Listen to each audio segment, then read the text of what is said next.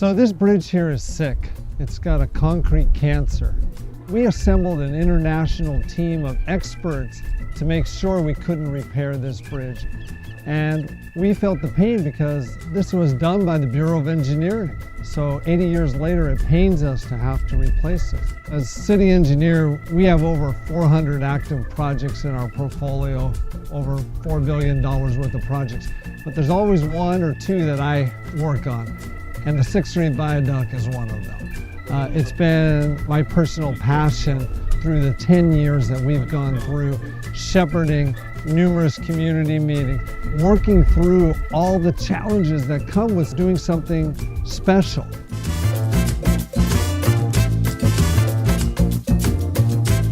Deciding that the bridge had to come down was a difficult decision because it is a historic structure and it's part of a suite of bridges built during the City Beautiful movement that are much beloved and have a great deal of architectural value. But the bridge is decaying. The bridge is coming apart from the inside. And as we approach the time when we're going to start construction, it's very exciting to all of us to see a lot of hard work come together.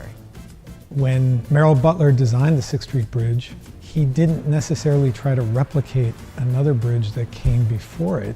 He tried to make something, I think, that was very much in the spirit of that moment and the City Beautiful movement, to represent something that said something about Los Angeles. I think it's our responsibility as designers to try to make something that honors that past, but I think it's also important to make something that represents our time, that speaks to our generation's beliefs and values and hopes for the city.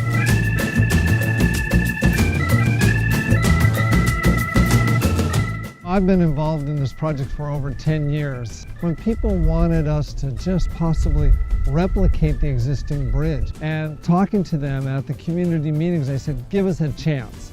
Give us a chance because I think we're going to wow you. I think this community has changed and you deserve something that's special. The design competition was an effort to say, look, this is a world-class project. We want world-class talent. And it was very exciting to get community feedback, to be able to show it to our funding partners, to have a lot of input on it.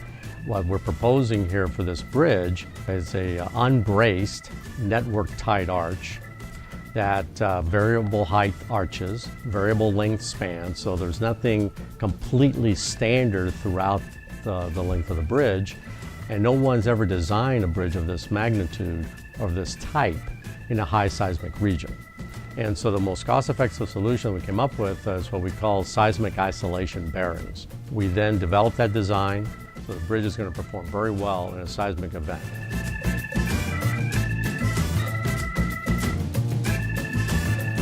There are so many bridges out there, and each bridge has its own unique features and its own needs. And to be able to invest about $380 million of federal dollars into this particular project, it's quite monumental. This project's been elevated to what we call a project of division interest, and involves us to be more at the forefront, to provide that stewardship and that oversight to get the project successfully built and the money spent wisely. No matter how good the technical team is, you need the leadership of the city. And I really do want to thank Mayor Eric Garcetti and Councilman Jose Huizar, who have championed this project for us, because without their support, we also wouldn't be able to build this new iconic structure.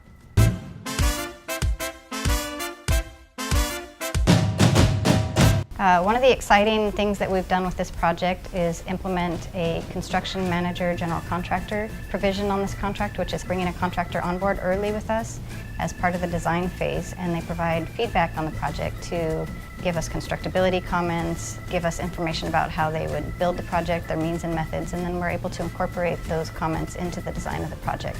The Bureau of Engineering, they took a big risk here in working with Federal Highways, getting a memorandum of understanding approved to go CMGC. That's never been done by the Bureau of Engineering. On top of that, it's the largest infrastructure project ever undertaken by the Bureau. So that combination really showed the leadership that Gary brings to the department to really push that kind of delivery method. And for this type of project, we believe it was the right delivery method.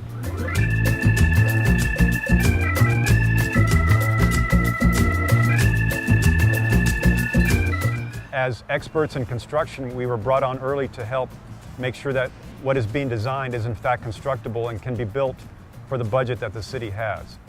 So we start out with a very small staff of engineers and management folks who could look at the drawings that were being processed by the design team and offer our feedback on how we can make the project more constructible, less expensive, but still maintain the vision of the design team.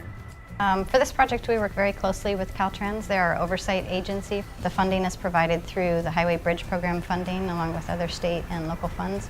Caltrans is our partner in submitting the documentation. They verify the design meets their standards and that we comply with all the requirements. This project is all about partnering, and that's what a project labor agreement does. There's a partnership between the crafts, between the community, between the city, between, in this case, Caltrans, the state, and the community expects a well-constructed project, making sure that we have people that are trained, utilizing equipment that works well and that has been maintained, and then we're utilizing workers that are being trained properly to do this, and plus many of the workers are coming from the community.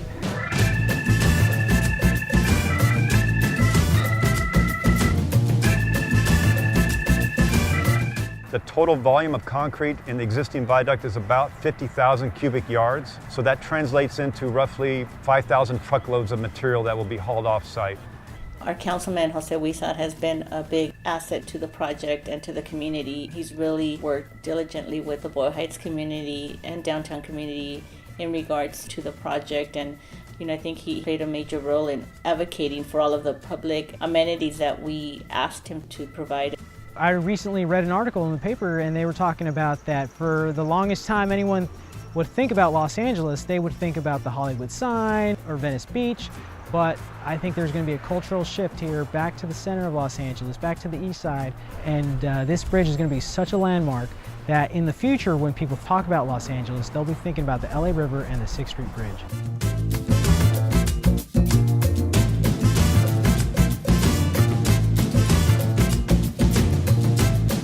If you look at the existing 6th Street Bridge, one of the things that's most iconic about that bridge are the two arches over the river. But as the city has grown, as East LA and Boyle Heights continues on its trajectory of being a significant cultural force, merely crossing the line of the river, I think, is not enough. What we've tried to do is to say that the two arches in Merrill Butler's bridge now get repeated or amplified to create the full ribbon of arches that say that that entire crossing, as well as the space under the bridge, are all equally important. It's not about a line you cross anymore from one side of the city to another. It's the way that the city is woven together.